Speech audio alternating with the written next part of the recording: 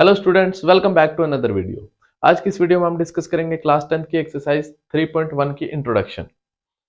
Chapter का नाम है हमारा pair of linear equation in two variables. Pair of linear equation in two variable समझने से पहले हमें क्या करना है, हमें इक्वेशन समझना है, लीनियर इक्वेशन समझना है। ओके, लीनियर इक्वेशन क्या होता है, वेरिएबल्स क्या होते हैं। जैसे फॉर एग्जांपल आपने बचपन में देखा था, छोटी क्लासेस में जैसे देखा था आपने 2x+3, है ना, ये देखा था। तो ये एक एक्सप्रेशन है। ओके, और सेकंड चैप्टर में भी देखा, ये एक एक्सप्रेशन है, अलजेब्रिक एक्सप्रेशन है, और ये लीनियर एक्सप्रेशन है। Okay, linear expression. अगर मैं इसको जीरो के बराबर रख दूं या किसी और चीज के बराबर रख दूं तो ये बन जाएगी मेरी इक्वेशन, लीनियर इक्वेशन। एक वेरिएबल में, वेरिएबल आपको पता है ये एक्स वाई जेड, ठीक है, दीज आर वेरिएबल्स। तो ये क्या होगा, वेरिएबल। तो ये होगी क्या, आपकी लीनियर इक्वेशन। लीनियर का मतलब होता है वन, यस, राइट। मतलब जैसे देखो फॉर एग्जांपल आपके पास है 2x² + 3 = 0 है फॉर एग्जांपल, ये है आपके पास। देखो यहाँ पे क्या है, आपकी वेरिएबल की जो पावर है वो कितनी है, 2 है। हाईएस्ट पावर ऑफ वेरिएबल इस इक्वेशन में क्या है, 2 है। तो इसलिए ये क्या है, क्वाड्रेटिक इक्वेशन है, क्वाड्रेटिक इक्वेशन।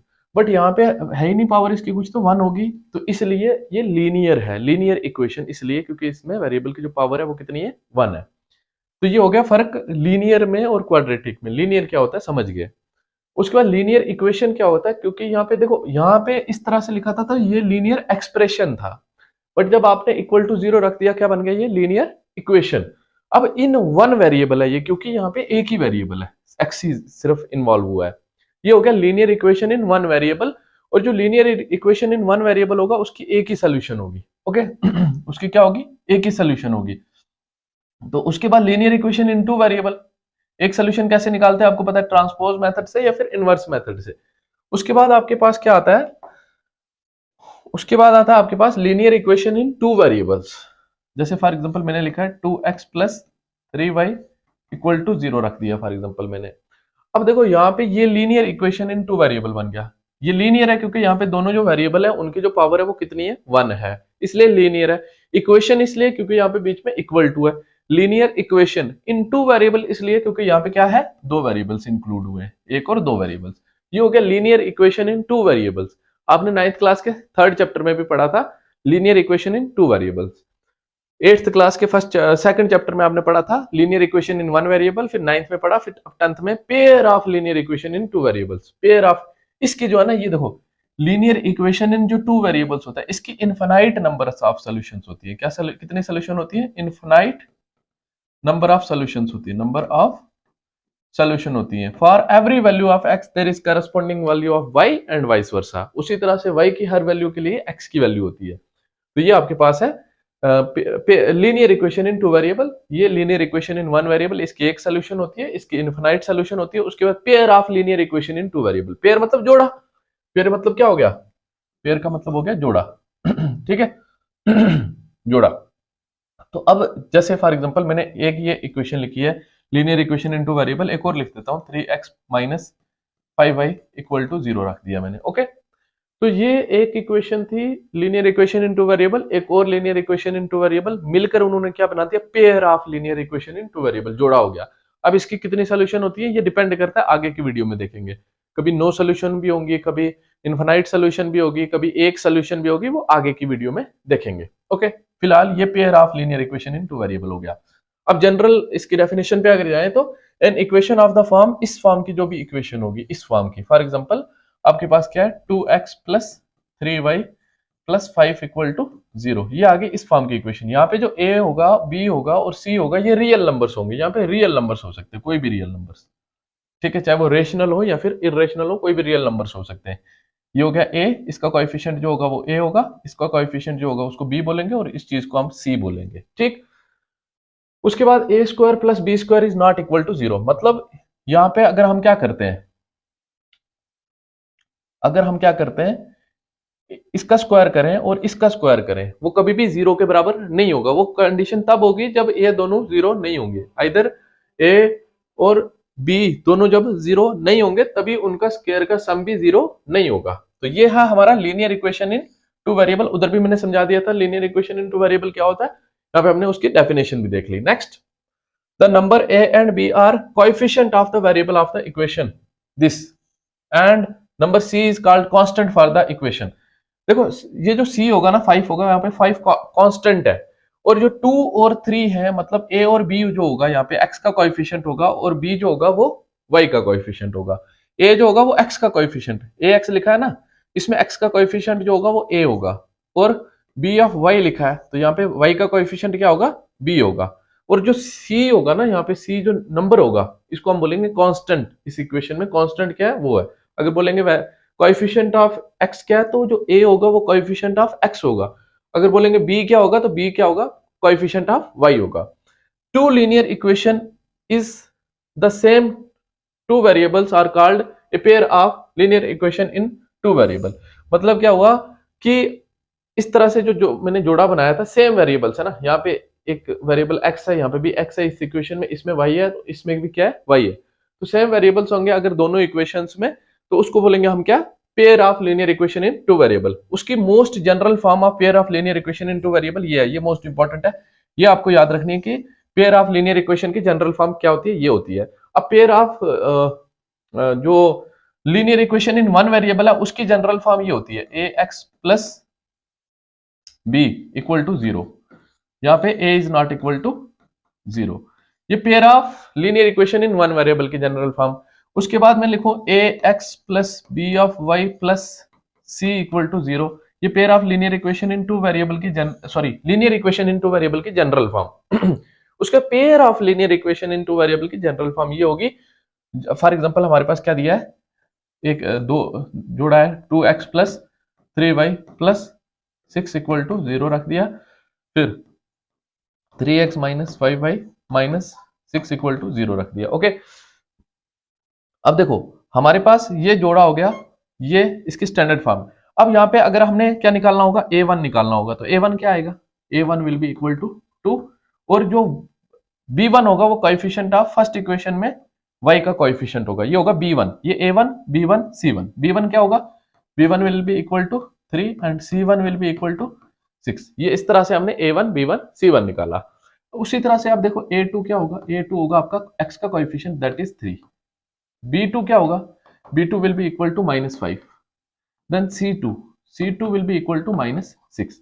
इस तरह से हम pair of linear equation in two variable से a1 b1 c1 a2 b2 c2 निकाल सकते हैं। a1 b1 c1 और a2 b2 c2 जो होंगे ये रियल नंबर्स होंगे। ओके, उसी तरह से a1 प्लस b1 का स्क्वायर जो है अभी उसमें बताया था, मतलब इस चीज का और इस चीज का जो स्क्वायर करोगे वो 0 के बराबर नहीं होगा। वो तभी नहीं होगा जब ये और ये दोनों 0 नहीं होंगे। Okay, simple. उसी तरह से इन दोनों का सम भी कभी भी, इन दोनों के स्क्वायर का सम भी कभी भी 0 नहीं होगा, ये आपने ध्यान रखना है। ये थी थोड़ी सी linear equation in two variables के बारे में और pair of linear equation in two variables के बारे में। और भी बहुत सारी चीजें हैं इसके रिलेटेड जो आपने ऑलरेडी 9th में पढ़ी है, बट जो pair of linear equation in two variables होगा वो हम अभी 10th में पढ़ेंगे। नेक्स्ट हमारे पास आता है, ये इंपॉर्टेंट है, इसके बेस पे आपकी जो नेक्स्ट फर्स्ट एक्सरसाइज है इसी के बेस पे पूरी। ओके, यहाँ पे आपने देखना है पेयर ऑफ लाइंस जो होती है ना, ये वाली, ये एक लाइन रिप्रेजेंट करेगी ग्राफ के ऊपर। ओके, और ये भी एक लाइन रिप्रेजेंट करेगी। उसी तरह से ये चीज सेम लिखी है यहाँ पे भी, यहाँ पे भी। अब मैं आपको एग्जांपल देके भी समझाऊंगा। जब देखो आपका a1 upon a2 is not equal to b1 upon b2 होगा, तो जैसे फॉर एग्जांपल आपके पास कोई दो इक्वेशन ले लो आप, मैं ले लेता हूँ 2, यहाँ पे मैंने लिखना है कुछ तो इस तरफ मैं लिख देता हूँ, यहाँ पे लिख देते हैं 2x plus 3y plus 5 equal to 0, जैसे मैं लिख देता हूँ। और दूसरा फर्स्ट लानी है ना, a1 upon a2 is not equal to b1 upon b2, 2x plus 5y plus 6 equal to 0। a1 हो गया ये, b1 हो गया ये, इनको ठीक है a1 अपान a2 करेंगे पहले, इसको और इसको डिवाइड करेंगे। a1 अपान a2 क्या आएगा, 2 अपान 2। अब देखेंगे इसको डिवाइड करेंगे इन दोनों को, 3 अपान 5, तो ये इक्वल नहीं आया, नहीं आया। यहाँ पे देखो 2 अपान 2 1 हो जाएगा और ये 3 अपान 5 ये इक्वल नहीं आया।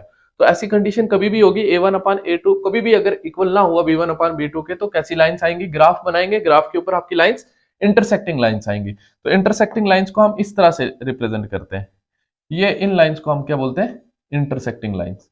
तो इस तरह से आपकी ये लाइंस आएंगी, ठीक है। इस पॉइंट को बोलेंगे पॉइंट ऑफ इंटरसेक्शन। तो इसकी अलजेब्रिक इंटरप्रिटेशन ये होगी ग्राफिकल रिप्रेजेंटेशन। अलजेब्रिक इंटरप्रिटेशन मतलब इसको कैसी सोल्यूशन, कितनी सोल्यूशंस होंगी इसकी, एक होगी नंबरिंग में, दो होंगी, तीन होंगी, या कितनी होंगी, ठीक। इसकी यूनिक सोल्यूशन, क्योंकि ये इंटरसेक्टिंग लाइंस एक ही बार मीट करेंगी, लाइंस जितनी बार मीट करेंगी उतनी सोल्यूशंस होंगी। एक बार मीट कर रही है, एक ही सोल्यूशन होगी, यूनिक सोल्यूशन, या only one solution, one solution होगी आपकी, ओके। देखो नेक्स्ट, ये भी pair of linear equation in two variables है। अब जब तीनों चीजें इक्वल हो जाएं, फॉर एग्जांपल आपके पास आ जाए 2x plus 3y plus 5 equal to 0, यहाँ पे आ जाए 4x plus 6y plus 10 equal to 0। तो इसको डिवाइड करें 2/4, ये 1/2 हो जाएगा, है ना, 2 1 जा 2 2 2 जा 4, देन प्लस इसको लिखे 3/6, 3 1 जा 3 3 2 जा 6, ओके। प्लस लिखने की जरूरत नहीं, यहाँ पे जस्ट कमा लिख दो। और तीसरा क्या आएगा, 5/10, 5 1 जा 5 5 2 जा 10। देखो ये A1/A2, B1/B2 और C1/C2 इक्वल आ गया। जब ये तीनों चीजें इक्वल आ जाएंगी तब हमारा जो ग्राफ बनेगा लाइंस का, वो इस तरह से पहली इक्वेशन का ग्राफ बनेगा और इसके ऊपर ही दूसरी इक्वेशन का ग्राफ बनेगा।